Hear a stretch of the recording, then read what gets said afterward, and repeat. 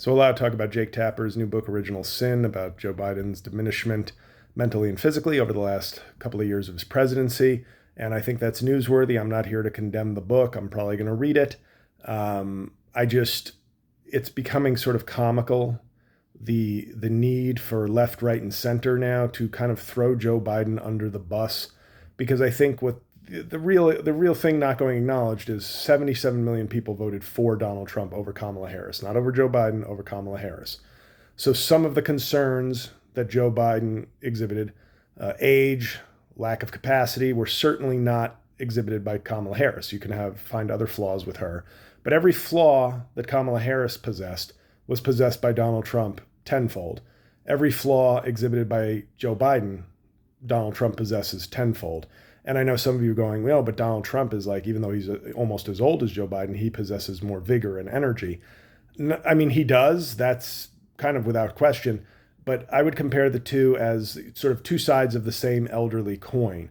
Joe Biden is the person sitting in a nursing home, maybe nodding off a little bit more. His memory isn't as sharp, et cetera, et cetera. Your sort of standard, I would call it, quasi-harmless version of aging. Whereas Donald Trump is the man in the same nursing home who's throwing his food and feces at the nurse while using racial slurs. And America looks at that, and instead of seeing a problem, arguably a bigger, more dangerous problem, they just sort of say, well, at least he's got energy. I would argue, I'd rather, if you're choosing between two elderly men, I'd rather the guy falling asleep than the guy choosing, food and fecal violence. But I'm only one voter. On top of that, people would say, oh, Kamala Harris never won any primaries. She didn't win any vote. How's that democratic? I don't know. It feels at least as democratic as the guy who tried to overthrow the last election through lies, anti-constitutional means, and violence. I feel like that's definitely way worse than the vice president who is there constitutionally in the line of succession. And to act like, it's sort of these rose-colored glasses people love to put on, because once again, they seem unwilling to blame MAGA voters, because I think they know that they're sort of an impenetrable mass of cult-like people who are just basically whatever Trump says goes. That's it. So I think while being frustrated by the inability to reach, the MAGA voters and the Republican Party at large right now, it's easier and more satisfying to attack Joe Biden and say, well, Joe Biden is the real problem, because that Democrats listen, they pay attention, they have feelings, and it's easier to lash out at somebody who will listen than to lash out at the real villain who doesn't care about your opinions or thoughts. But this idea of, whatever complaint you have about Joe Biden, Joe Biden's family, it's literally exhibited tenfold by the Trump family and the Trump administration. And now we're in a position where we are watching Donald Trump recklessly and systematically undo so much of what has made our country great in both theory and practice. The ideals no longer matter. That's sort of the theoretical vision of America. Donald Trump is doing away with those. He's also trying to undo not just precedent, but literal text of the Constitution. Now, these are all people who would say they're conservative and they believe in the Constitution. No, you don't.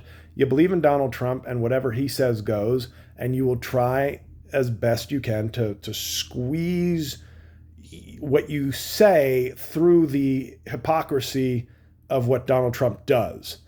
And so you have left-wing and center people sort of split attacking Joe Biden, because somehow if Joe Biden had stepped down at a time they would have deemed perfect, I don't know what that was, because he had a great historic first 2 years through legislation, by the way, not through executive order. Like Donald Trump, his big, beautiful bill bullshit. You know what that is? That's him being lazy. He wants to golf. He wants to post on Truth Social. He wants to say offensive things and have Congress just sort of work it out. If they cut Medicaid, so be it. He's saying he doesn't want it, but I guarantee you he would choose expediency over what he wants legislatively, because he just wants the power and the pomp of the presidency. So the faster they get the big, beautiful bill done, which is already running into trouble because Republicans can't decide how many poor people they want to be sick and die, So they're hammering out, like, credit to Josh Hawley, the only Republican in the Senate who seems to be just saying, um, I know I'm a dick and I like a lot of what Trump does, but I know a lot of my voters are poor people and they need their health insurance. So let's keep that. I know. Can I? And I guess it's going to be a battle between MAGA who want lots of poor deaths, MAGA who wants some poor deaths, and the rare MAGA who's like no poor deaths. But we're in this position now, not because of Joe Biden, because I don't think JB Pritzker, Fat JB, that's what Trump would have called him. I don't think we can have a president who's big and fat. And by the way, he's also rich. So he's really not, if you're a Bernie Sanders person or just a healthy person, you can't vote for JB. No, thank you. Nope, he's a horrible choice. Oh, what about Gavin Newsom? Oh, you mean Mr. having wine parties during COVID lockdowns? Total hypocrite. Too handsome, by the way, too. I mean, it's sort of like we sent meet with Xi, he'll meet with Putin. It's like, why did they send a handsome actor here? He doesn't seem like a real president. Oh, but what about Pete Buttigieg? Gay. Next, moving on. Come on, they're not voting for women. Why would they vote for men who have sex with men? It's not happening. No, thank you. What about Gretchen Whitmer? Oh, she talks she wears her leather jacket. She says she was kidnapped. We know that's bullshit. And she talks in a folksy accent. I think she'd be hot if she didn't have such a folksy accent. And so on and so on. So let's not pretend now that we lost with our vice president after our president stepped down, that all of a sudden there was a white knight coming through that Trump would have just totally gotten crushed by. They voted for the guy. 77 million people voted for a guy who was a not complete failure. Let's just be honest. Of course, there were some things here and there that were done that I'm not going to be like 100% he sucked. But a guy who failed with COVID, tried to overturn an election, was an embarrassment on the world stage, showed no capacity for the work and no work ethic for the work, people say, but he never sleeps. Okay, like, there are lots of people who never sleep. You wouldn't elect them president. Like an insomniac, a bouncer at a strip club. These are people who do lots of drugs. I don't know. I don't want to offend anybody, but there's lots of people who are night owls, who are not, it doesn't necessarily speak to their work ethic and their greatness and fitness to be president. But America chose Trump, and this idea of coming home and kicking our old dog, Joe Biden, and blaming him for everything is complete horseshit. It's not to say he is not without blame, not to say that this is not a stunning and shocking and unfortunate thing that his administration and staff kind of protected and hid. They protected him, but they hid it from the American people, and that is something they will have to answer for sure. But this is so comical because we are in the midst of a constitutional crisis with a wannabe dictator. And on top of that, any complaint you have about Joe Biden or Kamala Harris or his administration is far outpaced by the garbage and the nonsense and the criminality and the corruption and the anti-constitutional behavior of Trump, his family, and his administration. So at some point, I know MAGA is sold no matter what, and they will reply to this video half the time with another sad lib, and they'll have no argument. They'll have no contradiction of facts. They'll just kind of gloat and consider that a win on the merits. But people left, center, and I know you can have all sorts of policy disagreements, and I respect those, and you can have all sorts of moral disagreements and anger at the Biden administration. But it just, to me, doesn't hold water when you look at the result of this and that you can say, oh, if only Joe Biden had done A, B, or C, America would have totally not been even close to voting for Donald Trump. When after all that Trump did and all that Trump said and all that Trump promised and is now delivering, this is what America wanted. And the thing is to blame the 77 million people who voted for Trump, okay, and for all the people, the Bill Maher's of the world who go, you can hate Trump, but you can't hate the people who voted for him. You can't hate all of them. Why? Have you heard a Trump rally? Have you interacted with Trump fans online? They seem pretty at ease with, just blindly and foolishly hating anybody that's left of center. And I'm not advocating an eye for an eye sort of treatment, but this idea of, once again, Democrats have to exhibit the, turn the other cheek attitude, and the recklessness and anger of the right can go unabated, because what are you going to do? The key is all the millions of people who voted for Harris or who sat out the election or are soon to be future voters, all of these people, there needs to become a common ground among those people and an agreement that whatever you think of Joe Biden, the Donald Trump administration was, is, and will be forever much worse, almost across the board. Any kind of ethical lapse, political lapse, policy difference is worse. And I'm not saying the book isn't newsworthy. It is. He was president. This is historic. This is newsworthy.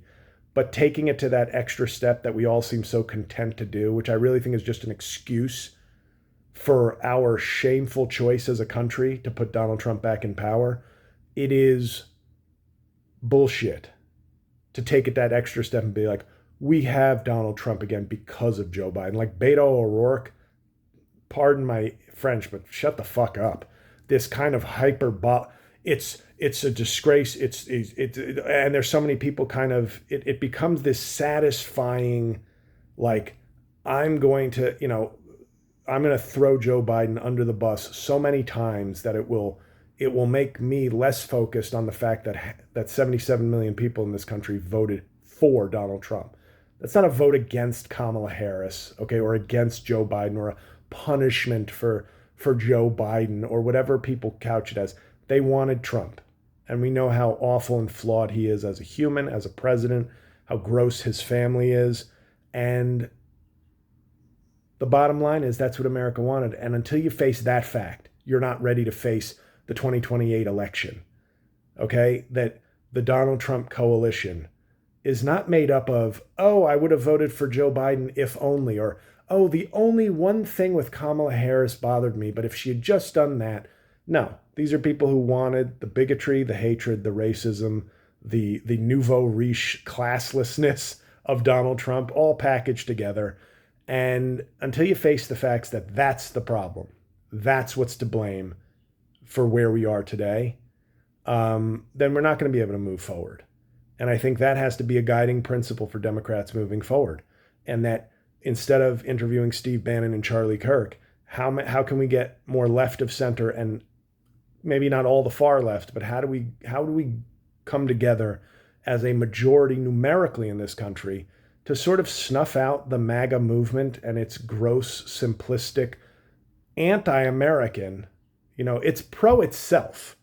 The MAGA movement. It's very pro, just like Trump. It embodies the sort of selfishness and singular self-focus that Trump exhibits, but it is not a pro-America movement. It is a pro-me and mine movement, and the majority of Americans need to come together for a real pro-America movement, meaning the ideals, meaning the principles, the foundations, and the people of America need to be centered, and blaming Joe Biden is just some sort of convenient throw a virgin in a volcano to please the gods of ignorance kind of move. So I was a Joe Biden fan. I don't think this is good, what went on, of course, but I also have eyes and ears, and I see what we've been left with. And the people who could put Trump back in power cannot be explained away as, well, it's Joe Biden's fault. No, it's their fault, and it's our fault if we continue to spew this bullshit narrative of it's Joe Biden's fault.